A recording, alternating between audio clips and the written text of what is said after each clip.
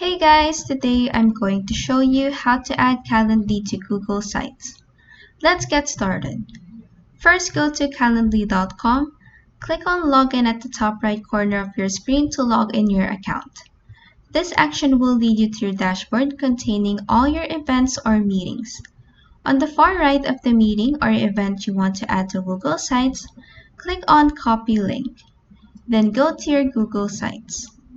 In here on the left panel, under the Insert section, click on the Embed icon. This pop-up will appear where you can choose to embed a URL link, or you may choose to embed a code. For our tutorial, we are going to use the By URL option. Just paste your copied link from Calendly by clicking on Ctrl+V on your keyboard. In this next prompt, click on the Whole Page option. And lastly, click on Insert down here. And that is how you can add Calendly to Google Sites. If this video helped you, please like and subscribe for more helpful tutorials.